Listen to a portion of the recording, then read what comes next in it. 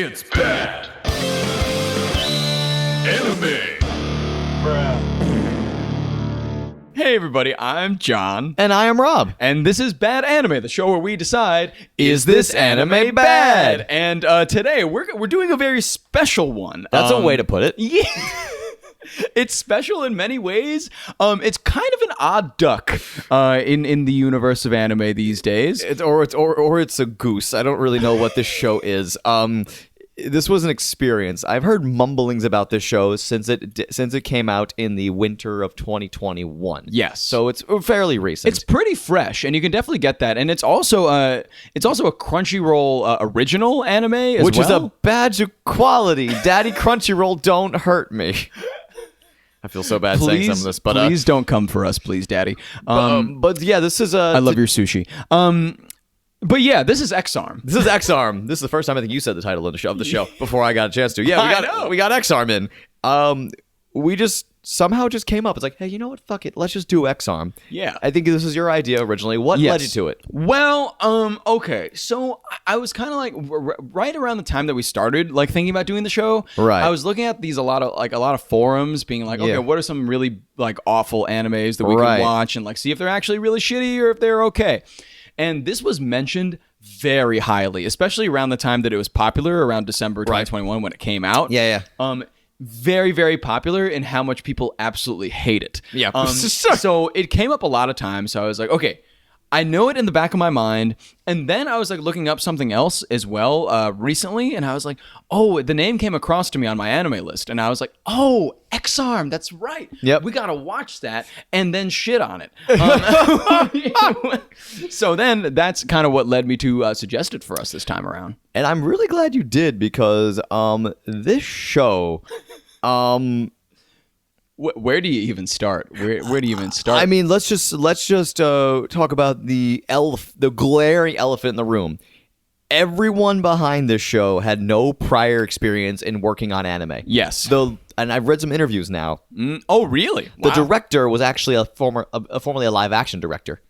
And I don't know how he got the gig, but he did it. Weird. So, of course, he came into a medium without understanding it fully, and he said, we're gonna redefine anime. We're gonna change it. We're gonna evolve it. So their answer was motion caption. You know? Oh, like motion capture. Exactly. Like the guy in Mortal Kombat, mocap. Mocap, yes. The best character in Mortal Kombat. The best character that everybody knows. And if you say Kenshi, you're wrong. No, you're incorrect. Not even Scorpion. He's a bitch. Yeah, and Sub-Zero's a tool.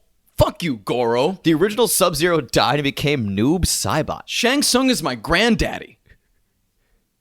Quan Chi is daddy. Anyway, exarm. Oh, so with fucking exarm, the studio, I forget the name of the studio was involved, but it became very apparent from episode 1 that no one involved worked on anime. Because, and this is a new thing, I noticed it a lot in summer of 2021 when I watched like almost everything that came out that season. CGI in animation, computer generated imagery, is not particularly new. Is that what CGI stands for? Yeah. I actually had no idea. I think that's what it stands for. I could be wrong. You're probably right. It sounded good. It sounded good. Yeah, but everything sounds good if you say it with confidence. This is true. This is true. Exarm was a wonderful show. I enjoyed it thoroughly. See, that's confidence right there. But here's the thing, right? So there were some CG elements in here. Anime's been going that way for a long time, and I'm a mecha fan, so that's where that comes heavily into play here. Particularly in mech shows. Hand-drawing mech animation is very tough, timely, and expensive. I'm sure. I mean, you take a look, and that's why I keep going on about 90s mech anime, particularly the Gundam series that are coming out of the time, Wing and G, the OVA, the 8th MS team, which is my favorite Gundam of all time. I think it's the first time I said that on air. And then Evangelion, we already know. Yeah. So, love my 90s mech. As the 2000s and the new millennium rolled around, they started slowly moving to CGI as like, I don't know if it's cost and time. They wanted to save both. So I'm used to CG in anime, and I've grown some taste for it because it can be done really well. Yeah, this was not done particularly well. This was not it. I think, like, even anime that I've watched had some CG elements to it. Yeah. Like, the most recent seasons of Attack on Titan have had some slight CG elements in fights and stuff. When it blends well, and when it doesn't, it doesn't. And this, did not, because it was just such a weird amalgamation of CG but also regular animation. Well, that was the problem. Together? They also had some 2D in here, so there'd be like two characters that look like they belong in completely different and like franchises. Right. Because one looked like they came out of a video game, the other one looked like a typical anime image. Yup. Because like for example, and they both looked bad. Right. Like one of like the first scenes that again, like okay. Also, I took extensive notes on this show. I think I have the most notes I've ever taken on any show. You know what? I believe that. I believe that wholly. And the first note I have in my notes is, so his brother, right? It opens with him and his brother. The main character is Akira. Yep. And it opens with him and his brother. His brother is 2D for the entire show. Yeah. And that starts in episode 1 and that ends in episode 12. So every scene he's in, he's 2D. But Akira, every scene he's in, he's 3D. Yes. And I saw his brother first and I was like, okay, like this animation isn't quite great, but I guess I don't really understand what everybody's problem with this show is. And then Akira comes in. And I'm like, yo, why this man 3D? Yeah. And then he's got the giant walk and he's flipping shit. I'm like, this looks like a cooking simulator in Code Lyoko. Yes. I don't understand what the hell they did to this man. And also, nobody throughout the entire show can make facial expressions, which is what's big weird problem. because in both 2D and 3D, You're right. no characters are able to demonstrate any emotion on their face. No. Again, you have a very new team here, and it fucking shows. Yeah, it kind of shit the bed in a lot of ways. And even, I believe, if I'm not mistaken, actually the guy, not to cut you off, but the composer who before this was a DJ. Really? So they pulled in some guy who never did any type of scoring in. Wow. This is almost outsider art. Wow. Like, this is almost high concept outsider art. Hello, I don't want it. I never got past that part in the intro. But I listened to the whole thing. It was mostly in English. It was very bizarre. It sounded... Well, here's the thing. You know, and my musician's going to come out a little bit here. Yeah, please. 2000s pop punk and anime music have a lot of similarities. Just musically speaking, they tend to. And so... when people are freaking out, like, this sounds like, for some reason, and they're all wrong, they're like, this sounds like Sum 41. It's like, no, it sounds like pop punk. You name the first band, but you name the only incorrect example. Yes. Because Sum 41 is traditionally a lot heavier than most 2000s pop punk. So I got pissed when I heard that, like, no, they sound like All Time Low or something. Yes, it's like All Time Low. It's also like Neck Deep. Yes. Have you ever heard Neck Deep or State Champs? It's kind of that State vibe Champs, yeah. Where, like, it could easily, like, even this song, like, at the beginning, could easily dive into a Neck Deep song for me. Yeah. It's very, very easy to amalgamate. Like, to the point where I don't know the rest of the song and I just consider it a Neck Deep song. Exactly. Yes. But no, I listened to the whole song and there's only a few Japanese lines, mostly in English, and the singer sounded pretty good. But like, so when everyone was freaking out, like, it sounds like pop punk, I'm like, all anime music kind of does, you dorks. Yeah. But that's just my musician side. I could break it down and get into the particular chord progressions and how Japanese pop music in general has a lot of it. Anyway, I'm not going to do that. We already talk enough about stuff that isn't anime on this anime podcast. Yes. So, exarm. When I saw the two drastic art styles trying to blend, I started to understand why people chat on this show. Yeah. It was just so weird. And once again, it's hard to tell a story when your characters can't visibly convey emotion. Emote. Yes. They cannot. Nobody emoted. You have a problem where the thing that shows the most emotion is a little robotic eyeball. You have a problem in that case. And God, so many places to go. But let's start. I know. Let's start with Akira's story. Yes. So let's start at the beginning. My favorite part, the plot. Akira and his brother are living together, and they have a weird conversation in the first episode. Yeah, I forget the old crux of it, where it was like the brother was like, Akira, don't be a dork. Be somebody. Do something. And Akira was like, thanks, older brother. I appreciate you being my older brother. Right. I am inspired to be a person now. And it comes out that, like, his brother, so Akira's brother is, like, he builds androids. Yeah. And he shows Akira, like, a very, like, suggestive photo of some really hot babes that I think are later, like, the characters that he builds as androids, like Alma. Yes. Or whatever her name is. It's Alma. It's Alma. Yeah. Come on. Me pretending like I don't remember. I mean, let's face it. Alma can get it. She can get it. I mean, like, obviously. Once I saw that character show up, I'm like, fuck. I don't care if I literally am watching her render as she fights. She can sometimes. get it. She can get it. She can very much get it. But yeah, he shows him these like hot pics of androids, and he's like, "I'm building these," and his brother's like, and Akira's like, "Well, I don't really like technology," and his brother's like, "Yeah, you don't. That's weird. You should like it." Yeah. And Akira's like, "That's a weird thing to say. I like to cook, but I don't really like phones or shit."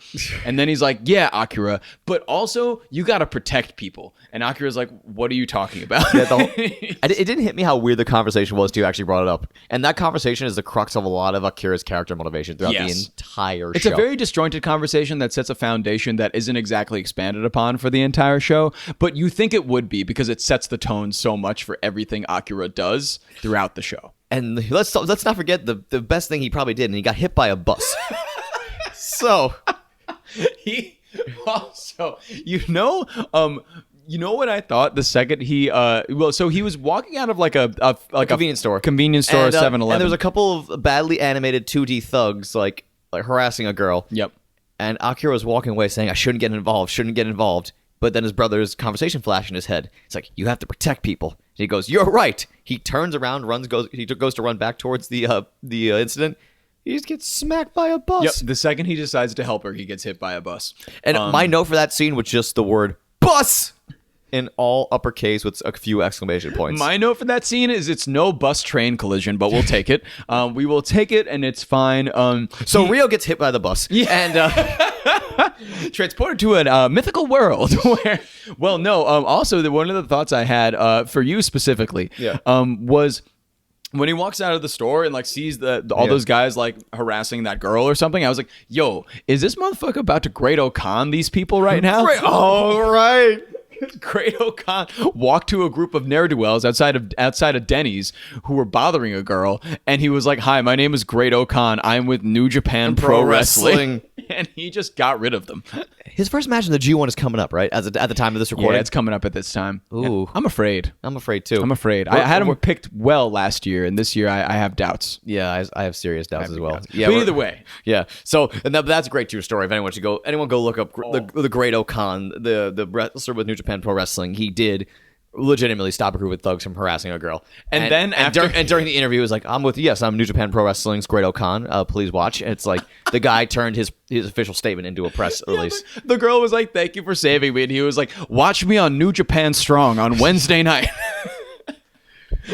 Amazing. The best sometimes the best anime is the stuff that's real. Yes. And Akira was not any of that. So this dork Akira gets hit by a bus. Yeah. And this was in the year 2014 when this happened.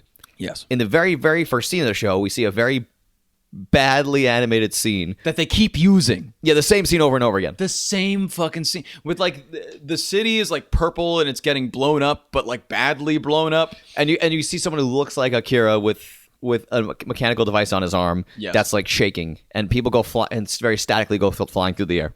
So that happens in 2020. Mm-hmm. We get flashback to 2014 when Akira gets hit by the bus. Yeah.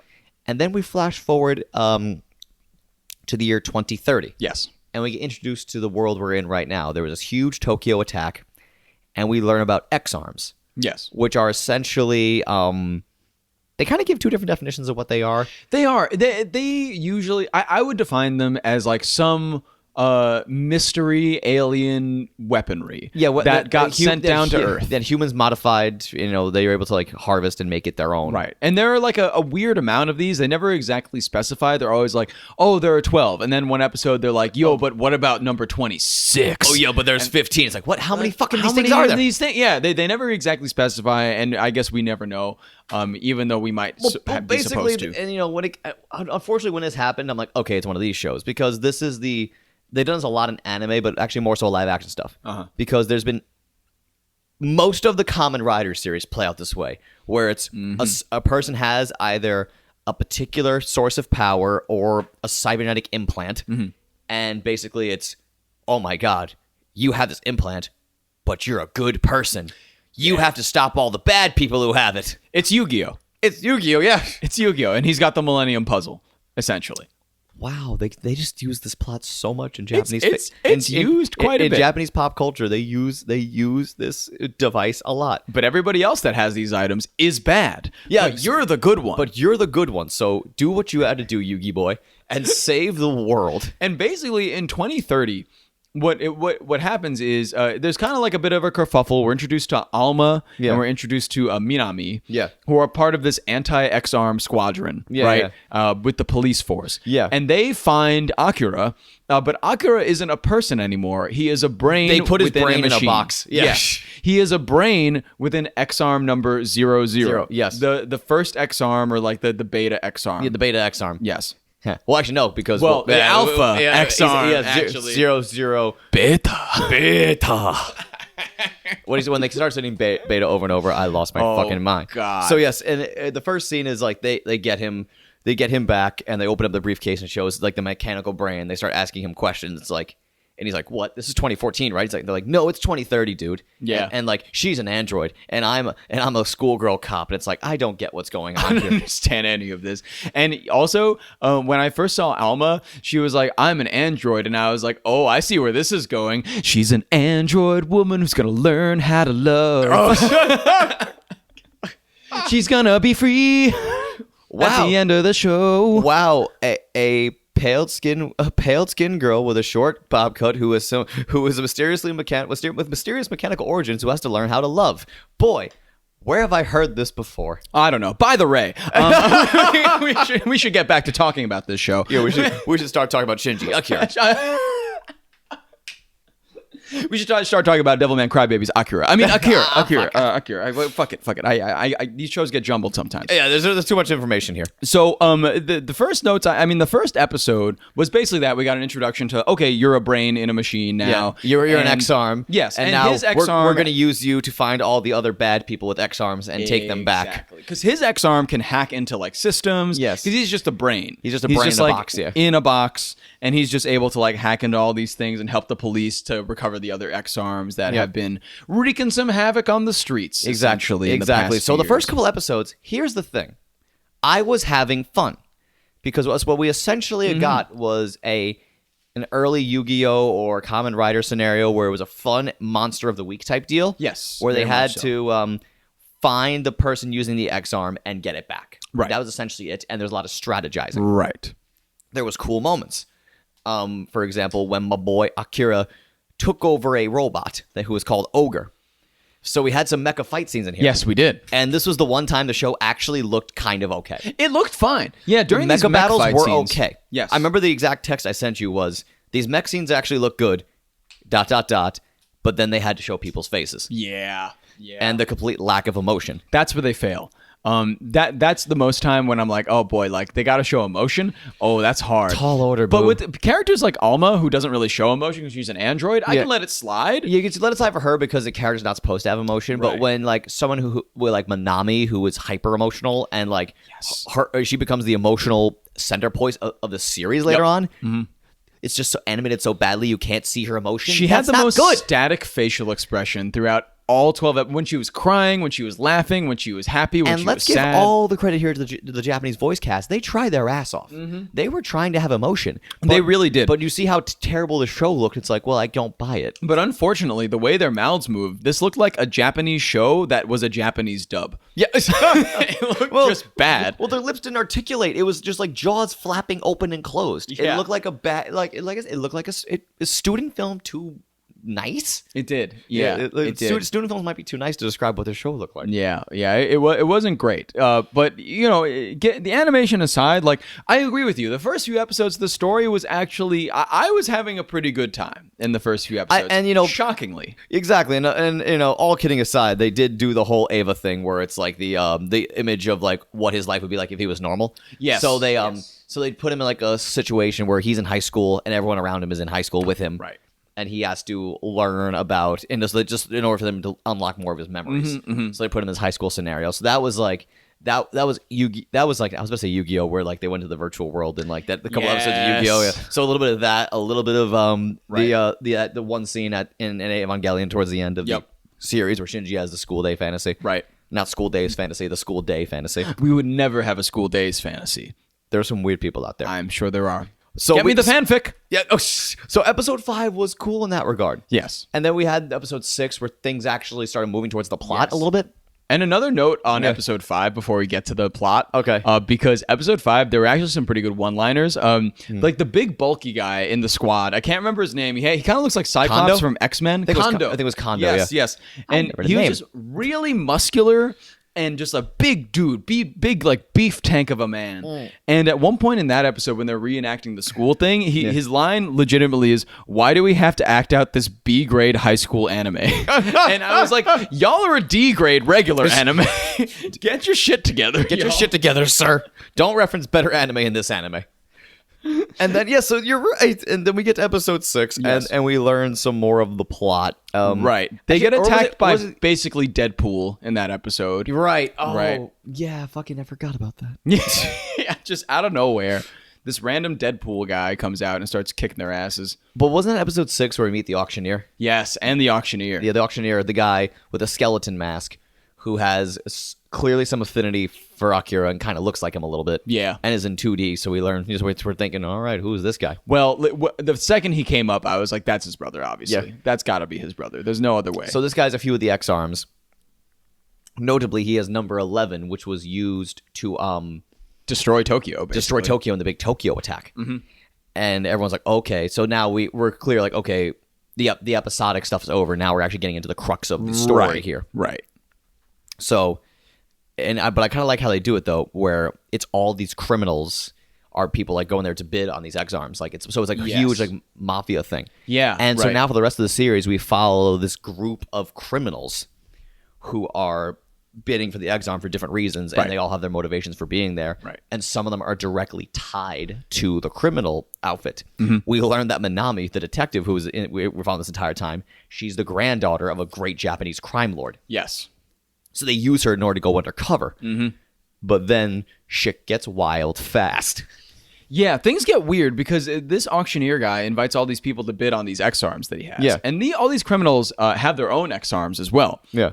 So they're looking to get more, and obviously number 11's the big one because that can just like destroy a city. Yeah, level an entire city. So everybody's like, oh, bro, like I kind of want that one. Yeah. So we're introduced like very briefly to all these different criminals. Right. And this criminal ring also includes, there's somebody else in here that, it's, oh man, what is Minami's brother's name? It's Soma. So we find Soma because Soma is with this other guy called like Al something. The Middle Eastern standing guy. Yes, he's a Middle Eastern guy. And there's like a note about terrorism in the show that kicks off when he's introduced. And it's like, oh, like, because Minami lost her parents to like a terrorist attack. And she thought she lost her brother. But in reality, her brother's still alive. Yeah. And this now Middle Eastern guy rebuilt him. Yeah, now he's in like a different body. Right. He's in a different body. He's like pretty much 98% robot right now. But he hates robots. So shout out to Ross Syllabus, my boy. Wow.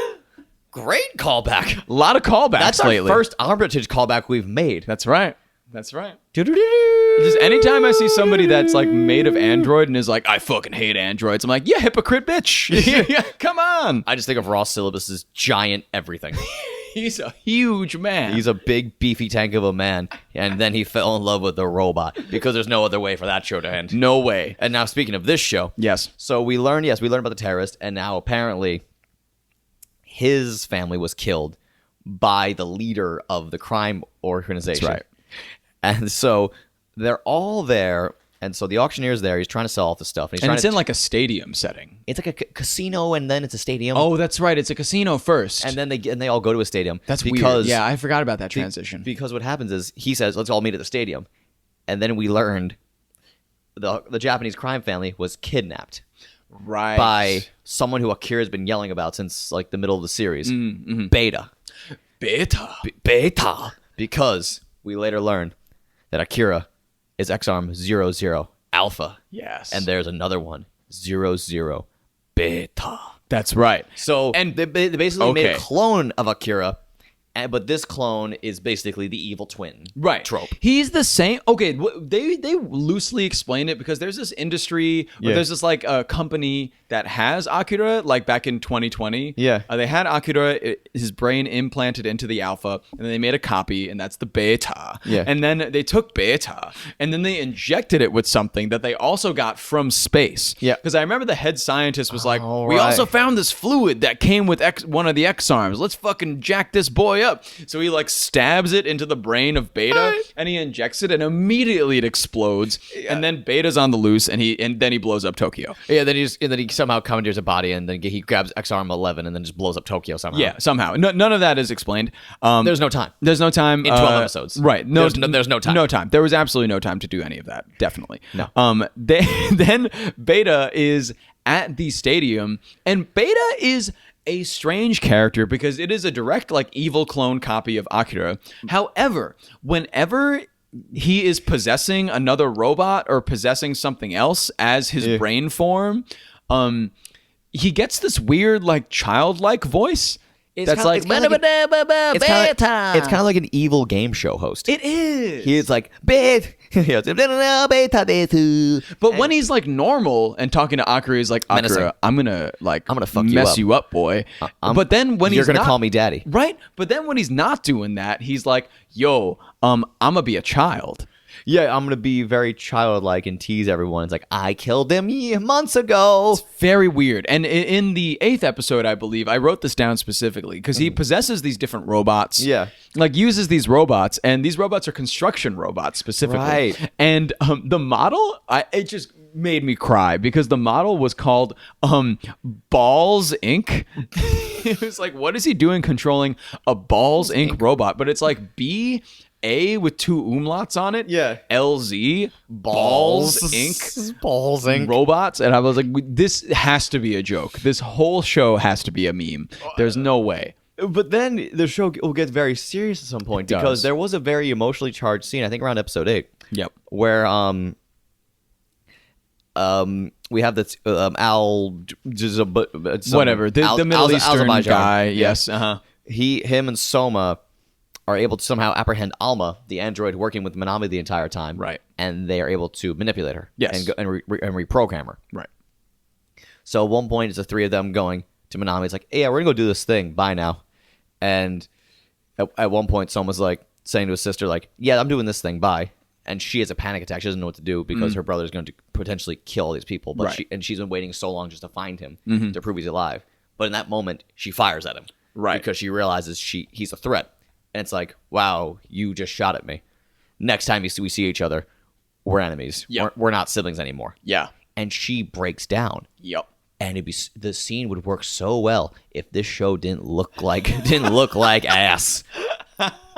Because the voice actress was giving it her all. Yeah, it would have been very impactful. She was crying heavily. And, when she realized, oh my God, I shot at him. I waited so long. I just tried to kill him.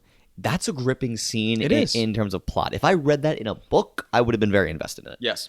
But the show looks like CGI bullshit. Yeah. So it broke my broke my suspension of disbelief a little bit. If she's crying and depressed and she looks the same when she's happy and having a good time, then it doesn't read well. It doesn't do a good job of conveying those emotions.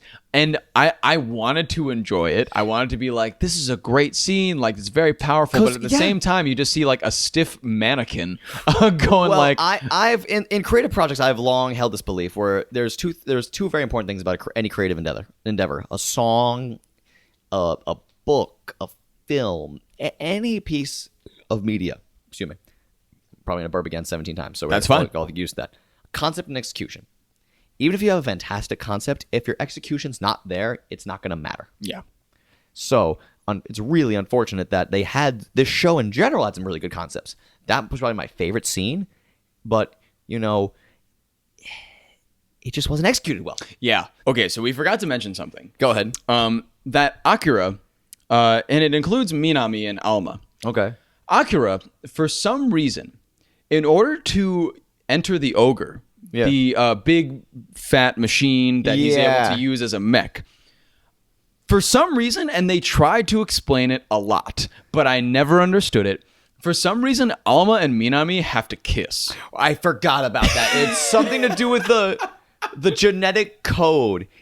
I remember actually I read the comments because I was invested in this. Oh yeah, and they said, I read a lot of comments for this show too. Actually, and they were saying like, this only happened once in the manga. Why do they keep doing it? They did it like 4 times until the very end, where they needed Alma back for like to go back to where we were in the plot. Yeah, because they need Alma back, right? Yeah, because Akira is unable to control Ogre without Alma, and without Alma kissing Minami, right? And so they have to get Alma back in order for him to do that. But when they get her back, they don't kiss, and he's just able to control Ogre. So I was like, if you're gonna be consistent, at least be consistent. Well, about you understand, they had to get rid of some of the plot to make way for a really bad CGI fight scene. They did. You're right. They really did. And boy, was it a bad CGI fight scene. Which one? Throw a dart. But at the time that they possessed Alma, right? They possessed her, the Middle Eastern guy, and Soma. And then Alma gets brought back, long story short, and also kills Soma in the process.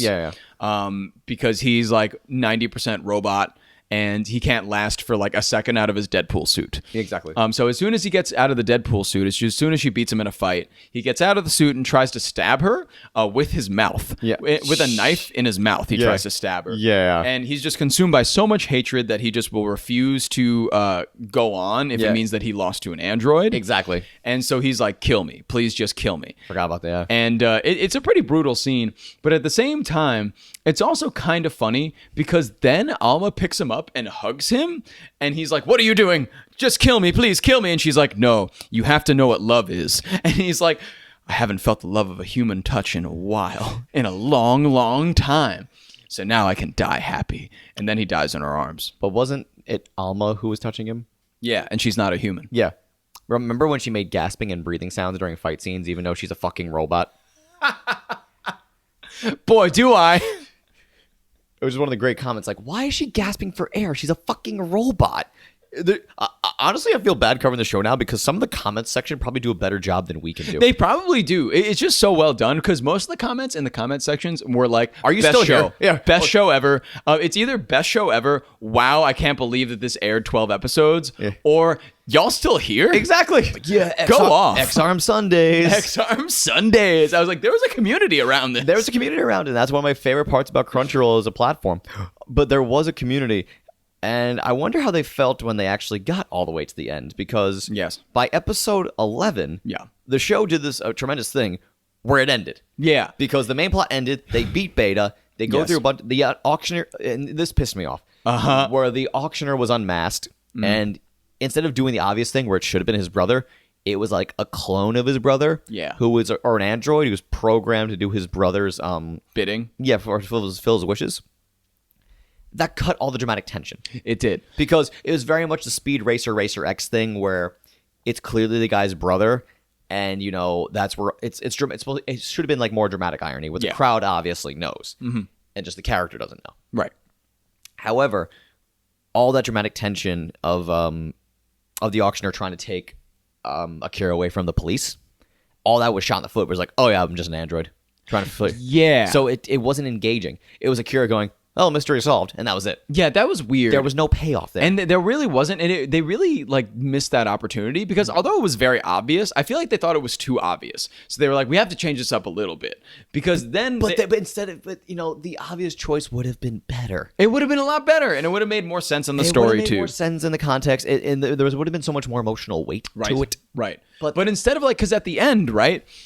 they get into Beta, because Beta becomes like a huge monster and like consumes everything, and he looks just horrible. Oh god, that was the hard part of watching the finale, where it was supposed to be this grand epic thing. Well, actually, it wasn't even the finale. We'll get to that too. Silly, but but they get inside Beta's mouth. Yeah, and he has exarm number 11, but he also has exarm number 16. Yeah, and number 16, nobody knows what it does, and apparently can freeze time in a certain area. Yeah, so they're frozen in time, and they have a conversation within Beta before they move on with their next plan. Yeah, and their plan is for his brothers. So for the clone, to explode himself inside Beta, yeah. so that Akira can find where Beta's core is, and then use number 11 to create a black hole where the core is and suck it in the black hole. So fine, ridiculous, whatever. But the thing that really bothered me about that goes off what you were saying, is that before...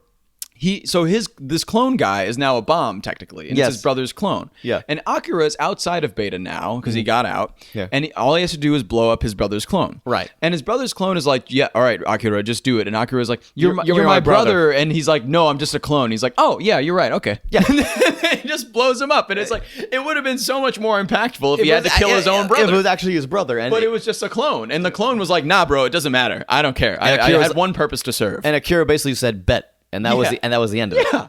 And then the show did this amazing thing where it just didn't end. In episode 12, we got a completely unrelated finale. It was so out of left field, and I don't understand how they were able to pull that together, because the big bad is done. Yeah. Beta was destroyed in episode 11. Right. And in episode 12, they dance around who the villain is in that episode, but I feel like there's nothing actually. It's like some random terrorist attack that every nuclear missile decides to go off in the world. Exactly. For some reason. So next thing you know, Akira, Alma, and Yug.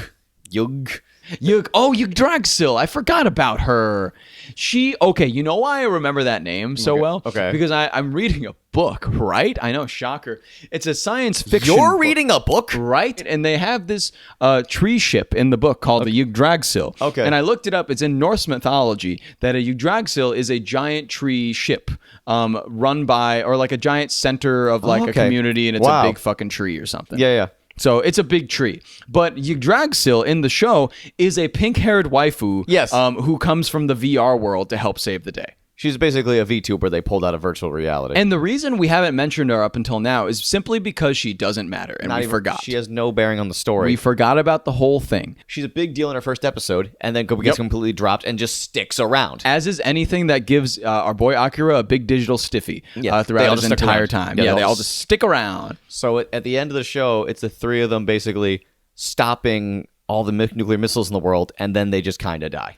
Yeah, this is also an interesting thing, because in episode 11 and a lot of the episodes, even 12, I think it happens at some point, Akira is often grappling with, oh man, like, who am I? Like, what's the answer to this question? Like, who is the auctioneer? Like, who is Beta and who stuff? Is what? Yeah. And every time he's having those thoughts, a vision of like Beta or a vision of the auctioneer or a vision of somebody comes to him, and they're just like, yo, bro, think harder. And he's like, oh, now I remember what that was. Oh, yeah, the whole show is them just trying to jog his memory. Yeah, but they don't do anything to jog his memory. They're like, yo, just think, dude. Yeah, and he's that's like, it. yo, right, I forgot I could think. Dude. And in this 12th episode, he does a lot of that because he realizes, like, oh, I can save the world by jumping into this computer program and exploding all these missiles in the air so that, you know, everybody's safe. But if I explode all these missiles in the air, then all the technology is going to be destroyed in Japan, which means I'll die. And everybody's like, what? And he does that. So just your entire body pulsating when you had to explain that. Like, what is happening? What? But then he does it. So all the nukes blow up in midair, and then all the technology in Japan also blows up.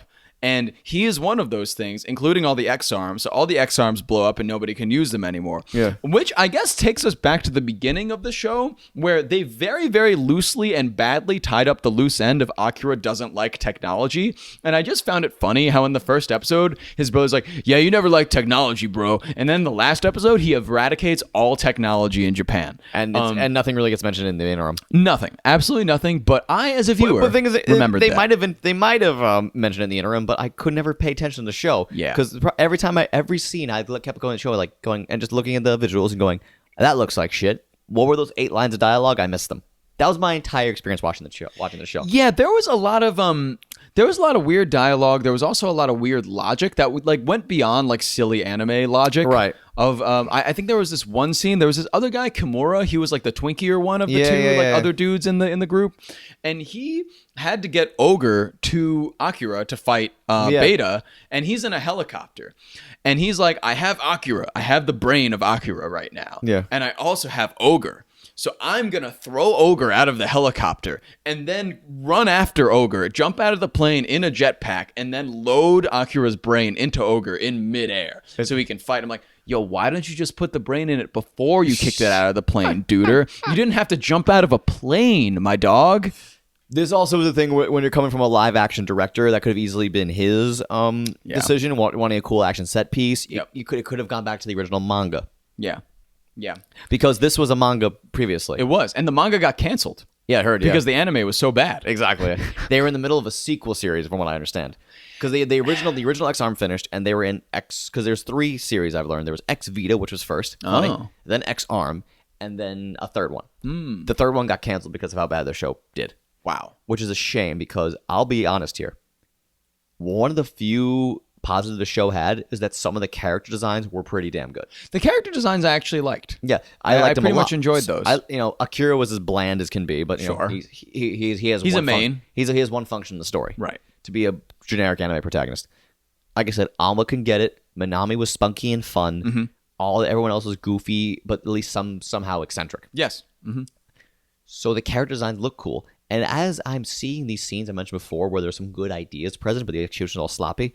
There was the pre-suicide bomber who was like using the exarm and using the exarm to put bombs in people. Oh, that's right. But he's a cult leader, so he was basically trying to convince everyone, blow up the world, we'll save it. Right, exactly. So the whole suicide, go to heaven if you blow up the world for me, right? Suicide bomber type stuff. So there's a lot of good ideas here. There's a lot of fun ideas. I thought so too. But here's the problem. The execution was tits. I should rephrase that because tits are a great thing. The execution here was dick. I should rephrase that here because dick is a great thing. No, let me help you. The execution here was ass. No. Damn. That's also a nice thing. See, let's look at the concept of this joke. It's a great joke, but we're not executing it well. So help us out here, viewers. Help us. So it's bad. So it's bad. It's bad. So that joke was bad. That joke was very bad. But the execution was also bad. And that's how I'm going to describe this show. Ooh. Good ideas. Some very good ideas. Mm-hmm. Some good scenes. Yes. Some good moments. Genuinely good moments. The Minami stuff with Soma actually had to grip me to one point. It was good. Yeah. The voice, when I looked away from the screen, I was gripped because the voice acting pulled it off. Yep. Or when I just stuck to the bottom of the screen and read. Yep. When I moved my eyes up a centimeter and saw the visuals, I was completely taken out. Yeah. And that was the big problem for me too. And I think generally, kind of going off what you said, the plot was pretty decent, I thought. It really wasn't like... I would give it like... The plot on its own, I would give it like a 7 out of 10 plot. 7 out of 10 is probably fair. A good 6, maybe 6, 7 out of 10 plot. 6 only because there were some logic issues. Yes, there were some plot holes and some silly things that happened that I was like, why are they doing that? But in total, like the ideas were very good. I thought like the continuity was a little Continuity, could be shaky, but characters all had their motivations. There was some good intention. There was some good intention behind it. So here's my thing. It's one of those hipster moments. I'll go back to our thoughts on Domestic Girlfriend. Uh-huh. I'm so curious what this manga was like. Yes. Because this manga was probably good. Yeah. In the in-between, like where the episode break would be, there was the stills. Yep. And those stills were good. Yes, they were very well drawn. They were 2D and they looked good. Mm-hmm. So I have a feeling this manga might have been pretty good. Yes, I feel the same way, and they just didn't really necessarily get the right people to do the show, get the right people to animate the show. The right people to do the show? Okay, they got the complete wrong people to do the show. They got everyone wrong. They got it wrong. Everyone they could have gotten to the show, they didn't get. Yeah. So I'm jumping the gun here. It was bad for that reason. This is a bad anime because it just wasn't well made, and it's unfortunate because I thought I was going to hate it much more. Was it painful to watch? Yes, but different from other things that were painful to watch for us. Like, I wasn't bored. No. I was aggravated. Yes. Because I could see the good in this show. So that was tremendously aggravating. Where something like Domestic Girlfriend was just boring, this was aggravating. Yes. Because I could tell there was something good here. There was good art design, and there were some great cinematic moments. And there was great emotional centerpieces, if I can coin a phrase. But the execution was just so not there. Yeah. And here's my thing. Everyone trashed the show when it first came out. How many people do you think actually got past the first episode alone? Probably not a lot. I would assume most people saw the animation and did a knee-jerk reaction and completely clicked out of it because they were like, "This is ridiculous. I'm not giving this a chance." Most probably gave it the full episode. Right. I doubt I doubt many people gave it the full 12 episodes. Like no we way, did. no way. And I'm glad we stuck through it, honestly, because I will also say it was a bad anime, but I will say it's pretty narrowly a bad anime. I think if it didn't look like I was watching it on somebody's Premiere Pro, exactly, it would be a lot better. It would be a lot better. It could have been good. I think it could have been a solid, like, if the animation was good and the animation was done by people who knew what they were doing, I think it would achieve like a solid 6 out of 10 for me. It would have been a 6 out of 10 because it was not anywhere near bad in terms of storytelling. In terms of like the pacing was pretty good too. Pacing was good. I thought in every episode they had a nice little thing to work towards and a thing to work up to. They and had there a was nice mystery, goal. Yes, intrigue. Right? Some things were corny. Some things, as I said, like the beginning of any episode, you felt like you were being rushed in. Yep. And there was no real continuity a lot of the time, but you just had to think about it a little bit. But unfortunately, the only problem was the endings from a storytelling perspective. How it seems like they just adapted the ending of the manga randomly. Yeah, they really botched that ending because it just had nothing to do with anything else. Yeah, and they were just like, well, Akira should die. Yeah. So he died. And I've had that. One of my like I said, not to give too many spoilers, but one of my favorite Gundam series of all time. The 12th episode has very little to do with the rest of the series. Mm-hmm. So, and it's a bad episode, but it doesn't kill the show. Yeah. This wouldn't have killed the show. It would have been just a big question mark. Right. So, the story was pretty solid. I'll say solid. 6 out of 10. Yeah. It was a solid story, and I could have been invested if the characters didn't emote like garbage can lids and have their mouths just flap open without any type of hinge or articulation. Talk about any time they tried to smile in the show. Oh yeah, that was creepy. It haunts my dreams. Yeah, that was creepy. That was like early 3D Tekken in terms of just creepiness. So bad. Mortal Kombat 4 was more appealing visually than this. That one of my first notes when I started watching is, why did they make 12 episodes of a Kingdom Hearts cutscene? Because it just looked like a PS2 cutscene for 12 episodes. It really did. Maybe PS3 if we're being nice. Maybe. Yeah, maybe. I don't know. Let's say late PS3 cutscene. Late PS3 cutscene. Let's be nice and give the show the credit it deserves. We'll be nice. It's no Nathan Drake, but it's it's okay. This show is bad. Yeah. But it could have been good. Yes. But it could have been good. There are bright spots, and it definitely could have been good. I am tempted to check out the manga. Yes, I would also be tempted to check it out, to be honest. I'm kind of, as you said, I'm kind of sad that they discontinued the manga for the third one, because I think that would have wrapped up things pretty nicely if they had the third manga out there. Yeah, they could have done some cool stuff with it. But unfortunately, they didn't. And now it just has such a bad rap that nobody's going to want to look at it creatively. No one's going to want to touch it. No way. But honestly, if people want a fun, action-packed, semi-episodic, kind of like Kamen Rider-esque good time, because, like I said, the plot is so Rider in a lot of ways, and I really enjoyed that aspect of it. Once we watch, once we get to Futo PI, we might see a lot of similar stuff here. Mm-hmm. So I'm excited to see it again for that reason. But it's a fun plot that I'm used to. You have the thing, you're good. Fight all the evil people who also have the thing and are using it for evil, and learn the motivations behind why they're evil. Mm-hmm. That kind of plot always resonated with me. Mm-hmm. So if someone wanted some fun sci-fi stuff, who knows? Maybe the manga is worth a recommendation. I got to go find out for myself. Mm-hmm. I'm going to leave it open-ended and say, full of potential.